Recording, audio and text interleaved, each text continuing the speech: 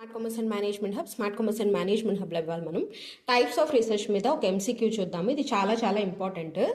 ఇందులో ఏమంటున్నాడు అంటే కొన్ని టైప్స్ ఆఫ్ రీసెర్చ్ ఇచ్చాడు. ఇందులో ఇన్కరెక్ట్ స్టేట్మెంట్ ఏంటి అని అడుగుతున్నాడు. ఫస్ట్ వన్ ఏంటి అంటే బేసిక్ రీసెర్చ్ ఇచ్చాడు. బేసిక్ రీసెర్చ్ అంటే ఏంటంటే ఇది నార్మల్ జనరల్ రీసెర్చ్. దీన్ని ఏంటంటే ఏదైనా జ్ఞానాన్ని పెంపొందించుకోవడానికి, థీరీస్ని డెవలప్ చేయడానికి దానికోసం యూజ్ చేస్తాం. For example law of gravity ఉందనుకోండి.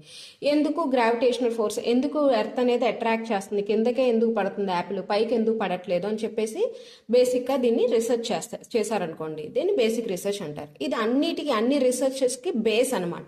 దీన్ని బేస్ చేసుకున్న వేరే వేరే రీసెర్చెస్ అనేవి మనం చేస్తాం, అందుకని దీన్ని బేసిక్ రీసెర్చ్ అంటారు. Next exploratory research. ఎక్స్ప్లోరేషన్ అంటేనే ఏంటి? అన్వేషించడం. ఫర్ ఎగ్జాంపుల్ నేను ఒక కొత్త ఫోన్ అనేది కొత్త టెక్నాలజీతో నేను ఇన్వెంట్ చేయాలనుకున్నాడు అనుకోండి.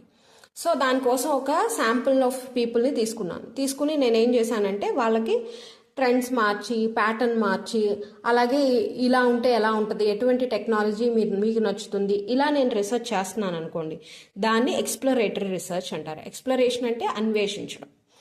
Okay, next experimental research. Experimental research అంటే ఏంటంటే ఈ రీసెర్చ్లో మనం కాజ్ అండ్ ఎఫెక్ట్ బేసిస్ మీద చూస్తాం. అంటే ఏ విధంగా ఏది ఎంత ప్రభావితం చేస్తుంది, దీనివల్ల ఎంత ప్రభావితం అవుతున్నారు. ఫర్ ఎగ్జాంపుల్ నేను ఒక కొత్త మందు కనిపెట్టాను తలనొప్పికి. దానికి సంబంధించిన పీపుల్ని కొంత శాంపుల్ని తీసుకుని వాళ్ళకి వేరియబుల్స్ అనేవి మ్యానిపులేట్ చేస్తూ ఇస్తున్నాను. వేరియబుల్స్ మ్యానిపులేషన్ అంటే ఏంటంటే ఇప్పుడు ఫర్ ఎగ్జాంపుల్ డోసేజ్ మారుస్తున్నాను అనుకోండి. 50 mg, కొంతమందికి 100 mg ఇచ్చాను. 50 mg ఇస్తే ఎంత ప్రభావితం ఉంది, 100 mg పవర్ ఇస్తే ఎంత ప్రభావితం ఉంది అనేది చూస్తున్నాను. దీనివల్ల ఎంత అంటే కాజ్ ఎఫెక్ట్. ఓకేనా? దీనికి కారణాలు ఏంటి? తలనొప్పిని ఇది యూజ్ చేయడం వల్ల దాని ప్రభావితం ఎంత ఉంది అనేది చూస్తున్నాను. సో ఇలాంటి వాటిని ఎక్స్పెరిమెంటల్ రీసెర్చ్ అంటారు. డిస్క్రిప్టివ్ రీసెర్చ్ అంటే ఏంటంటే జనరల్గా మనం డేటా కలెక్ట్ చేస్తాం, అంతేగాని దాంట్లో ఎందుకు, ఏమిటి, కాజ్ అండ్ ఎఫెక్ట్ రిలేషన్షిప్ అనేది మనం చూడం. ఓకే, ఎగ్జాంపుల్ ఉమెన్ పాపులేషన్ అనేది చూసామనుకోండి. ఈ ఇయర్కి పెరిగింది, ఎంత పెరిగింది అనే డేటా ఒక సర్వే చేసి మనం ఎంత పెరిగిందనే చూసాం, అంతే. ఎందుకు పెరిగిందనే చూడట్ల, దాన్ని డిస్క్రిప్టివ్ రీసెర్చ్ అంటారు.